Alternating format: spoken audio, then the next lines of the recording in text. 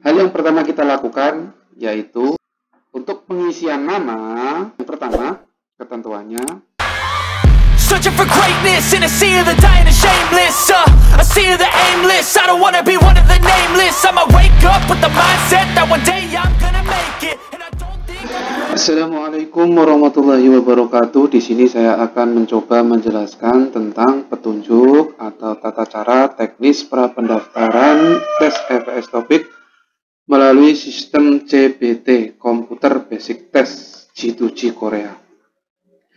Hal yang pertama kita lakukan yaitu membuka website http g2gbnp2tki.go.id, atau kita ketika membuka website BP2MI, ketika kita melihat pengumuman di website BP2MI, maka akan tampil link seperti ini dan kita tinggal menekan atau mengkliknya saja.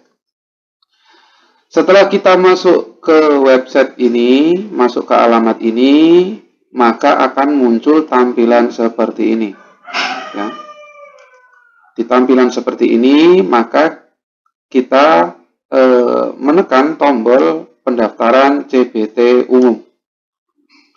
Setelah kita menekan tombol pendaftaran CBT umum, maka akan muncul tampilan halaman seperti ini.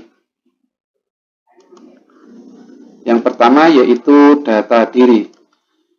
Di sini kita disuruh mengisi data diri sesuai dengan KTP yang kita miliki.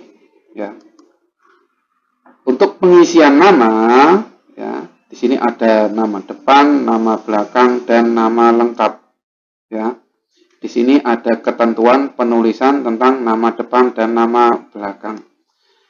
Yang pertama, ketentuannya, jika nama kita terdiri satu kata, misalnya Sunardi, maka nama depan tidak usah ditulis, ya. Sunardi ini ditulis di nama belakangnya saja. Yang kedua, jika nama kita terdiri dari dua kata, misalnya Budi Santoso, maka nama depan kita diisi dengan Budi, nama belakang kita diisi dengan Santoso. Yang ketiga, jika nama kita terdiri dari tiga kata, Jaka Adi Sutrisna, maka nama depannya kita isi dengan Jaka Adi. Ya, nama depan diisi dengan Jaka Adi, kemudian untuk nama belakang diisi dengan Sutrisna saja. Yang keempat, jika nama kita terdiri dari empat kata, misalnya Gilang Setia Jaya Abadi, maka nama depan kita diisi dengan Gilang Setia Jaya, dan nama belakang ditulis dengan Abadi. Selanjutnya, jika nama kita terdiri dari 5 kata, misalnya Danang Yogi Okvari Sandi Putra, maka nama depan kita ditulis dengan Danang Yogi Okvari Sandi, dan nama belakang kita ditulis dengan nama Putra. Seperti itu dan seterusnya. Untuk nama lengkap, kita isikan sesuai dengan nama KTP kita. Nama lengkap kita semua ditulis di sini. Kemudian kolom selanjutnya yaitu jenis kelamin. Ya, jenis kelamin di sini nanti ada pilihan pria dan wanita. Kita isi sesuai dengan KTP kita. Untuk tempat lahir, di sini isikan juga sesuai dengan KTP kita. Untuk tanggal lahir juga sama, isikan sesuai dengan KTP kita. Untuk NIK, nomor induk kependudukan, ini harus valid, ya. NIK harus valid sesuai dengan KTP. Hati-hati jangan sampai salah walaupun satu angka, ya. Jadi sebaiknya ketika kita mengisi nomor induk kependudukan, nomor NIK, kita harus membacanya dengan teliti dan cermat serta diulang-ulang, ya, agar tidak salah. Untuk status pernikahan, di sini nanti ada pilihan, ya, menikah atau belum menikah. Isikan sesuai dengan KTP. Untuk pendidikan terakhir, nanti di sini ada pilihan dari SLTP, SMU, SMK, D1, D2, D3, S1, S2, dan seterusnya. Isi sesuai dengan ijazah yang kita gunakan ketika nanti mendaftar, atau yang kita upload untuk pendaftaran ini, ya. Jika SLTP sesuai dengan SLTP, SMU atau SMK dan seterusnya.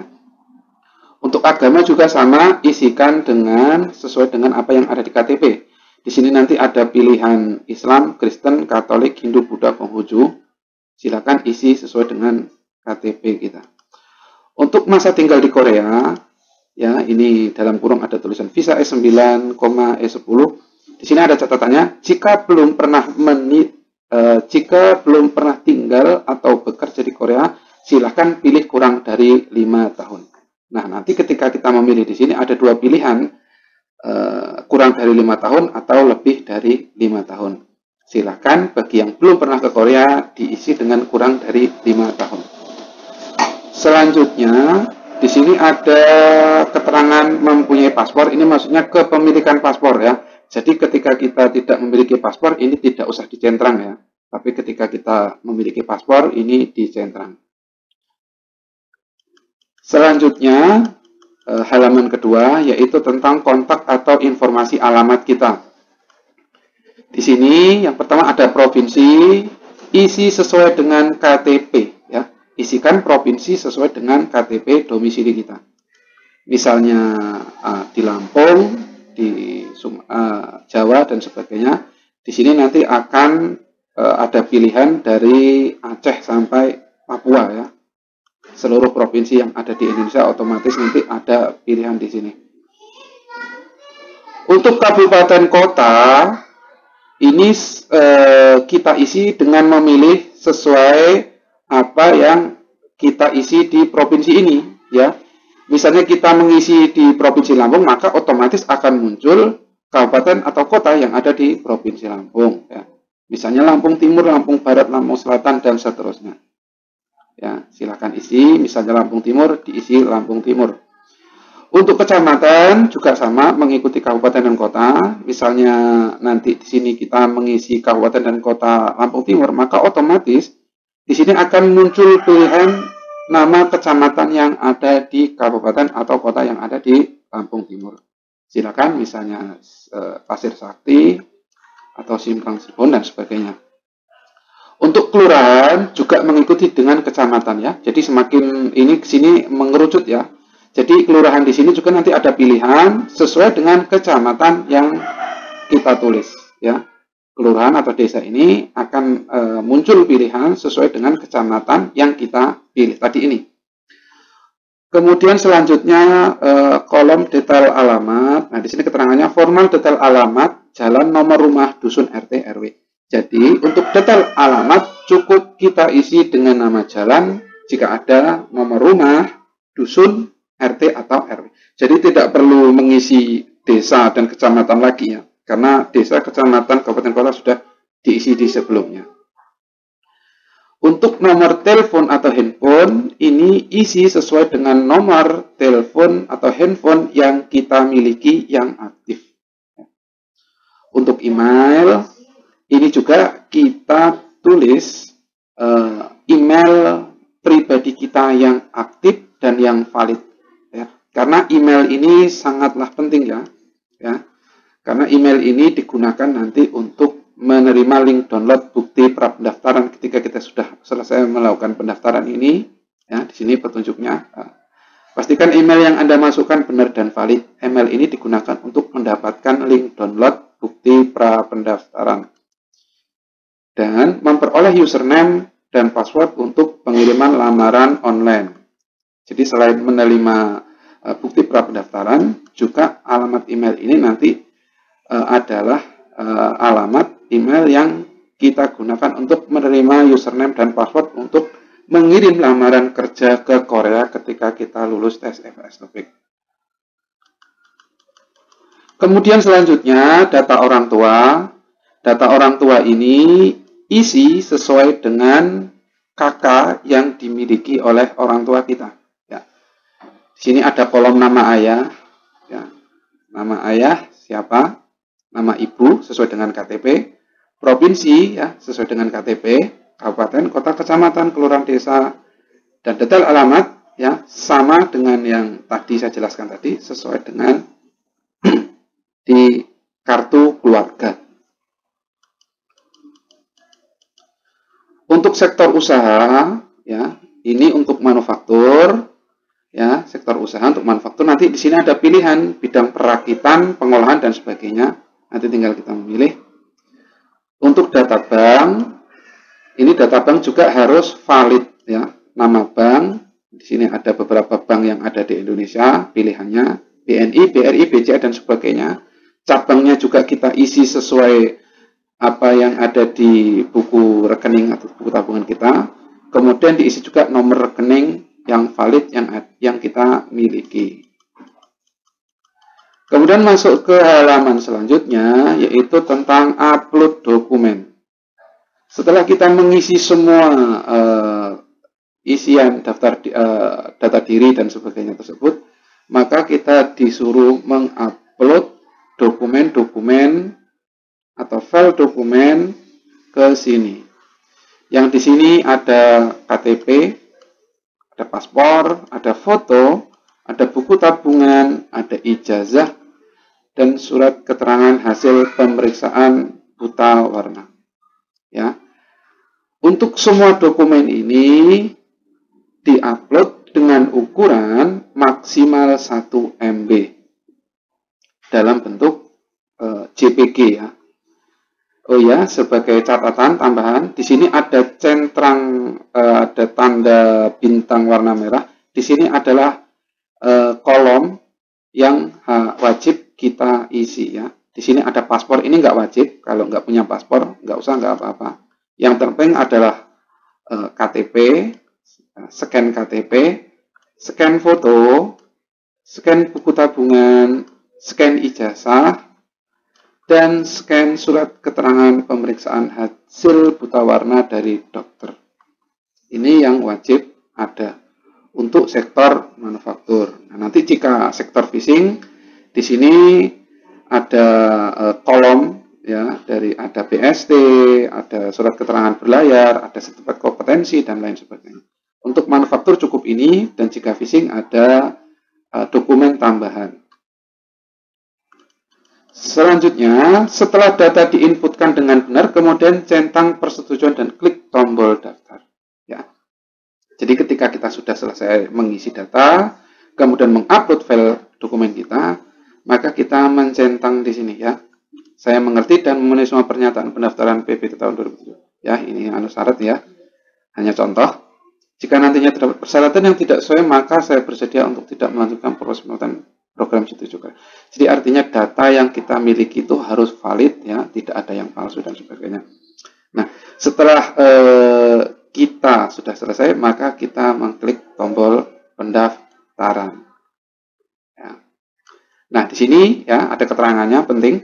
Pendaftaran, ya, ini PBT tahun 2000 ini sebagai contoh, ya. Pendaftaran CBT secara online hanya dapat dilakukan 1 kali, ya. Artinya kita harus benar-benar teliti, ya, mengisi data, jangan sampai salah, karena ini hanya dapat dilakukan 1 kali untuk 1 akun, ya. Jika Anda yakin data sudah diinputkan dengan benar, maka klik tombol daftar, kemudian klik tombol daftar. Kemudian selanjutnya di sini, jika Anda telah berhasil melakukan pra-pendaftaran, maka akan muncul tampilan sebagai berikut. Nah, nanti akan muncul tampilan seperti ini, ya. Berhasil melakukan pra-pendaftaran. Nah, di sini ada tampilan, ya, tampilan tanda bukti pra-pendaftaran. Nah, nanti klik di sini. Ketika kita mengeklik di sini, maka akan, ya, muncul file berupa PDF, bisa dibuka dan cetak menggunakan aplikasi Adobe Acrobat Reader. Nah, ini pendaftaran, ya, ini harus di dalam smartphone kita, HP Android atau di laptop harus memiliki Adobe Acrobat Reader, ya. Nanti ketika kita mengklik di sini, nanti otomatis maka di dalam Adobe Acrobat Reader ini akan muncul tampilan berupa bukti pra pendaftaran yang dicetak di sini, ya. Nah, di sini keterangan tadi, ya, saya bacakan lagi. Bukti pra pendaftaran dapat didownload melalui link di bawah ini dan melalui email sesuai pra pendaftaran. Jadi bisa didownload di sini atau nanti juga bisa dapatkan kita di email. Untuk yang kedua, File bukti pra-pendaftaran dengan format file PDF diperlukan menggunakan Adobe Acrobat Reader. Jadi nanti langsung kita buka kalau kita punya instalasi atau aplikasi Adobe Acrobat Reader. Ketika jadwal verifikasi akan diumumkan oleh website BP2MT dan G2G. Jadi nanti setelah kita melakukan pendaftaran, kita akan melakukan verifikasi data atau pengambilan nomor kartu peserta ujian. Mengambilnya di Jakarta atau di Semarang, Jawa Tengah, itu nanti diumumkan melalui website BNP2TKI. Nah, ini berkas yang dibawa untuk verifikasi data atau pengambilan kartu peserta ujian itu satu, bukti pra pendaftaran yang telah dicetak, ya. Jadi setelah kita melakukan pendaftaran, nanti kita harus mencetak ini, ya, harus mencetak bukti pra pendaftaran. Kemudian KTP asli dan file berekstensi JPG. Kemudian paspor, ya, ini jika ada. Kemudian foto berwarna 3,5 x 4,5 cm berlatar belakang putih sebanyak 6 lembar asli dan file berekstensi JPG. Selanjutnya buku tabungan asli dan file berekstensi JPG. Kemudian ijazah itu asli dan file berekstensi JPG. Jadi dokumen-dokumen yang dibawa ketika nanti melakukan verifikasi data atau melakukan pengambilan kartu peserta ujian, kita harus membawa yang asli semua, ya, dan file yang berekstensi JPG yang ditaruhkan di flash disk atau hard disk, ya. Nah, seperti itu. Kemudian di sini cara cetak bukti pra-pendaftaran dengan klik link ke data. Nah, ini biasanya, ya, ini nanti akan muncul di email kita. Anda akan menerima email pemberitahuan sebagai berikut: registrasi G2G Korea BNP2TKI. Nah, seperti ini. Nanti kita akan menerima seperti ini di email pribadi masing-masing. Ya, di sini klik untuk mencetak bukti pra. Kita tinggal mengklik, ya, dan bisa dicetak untuk dibawa ketika verifikasi data. Nah, seperti ini contohnya, contoh, ya, formulir bukti pra pendaftaran yang nantinya dicetak seperti ini, sesuai dengan yang kita isikan di data tadi. Nah, kemudian selanjutnya yaitu melakukan pembayaran pendaftaran tes EPS topik JBT, ya. Sini pra pendaftaran, kode pembayaran, nominal, ya, keterangan. Nah, seperti nanti akan muncul seperti ini, ya. Pembayarannya bisa melakukan kode pembayaran ATM BRI, internet banking BRI, dan kantor cabang BRI terdekat. Untuk mengecek status pembayaran dapat dilakukan cara memindai atau scan QR code, ya, barcode, ya, yang tertera pada bukti pra pendaftaran menggunakan aplikasi QR code reader pada handphone Android, ya. Jadi setelah melakukan pra pendaftaran, maka kita disuruh membayar biaya tes EPS topik sebesar 331.296 atau sebesar kurang lebih $30. Seperti itu.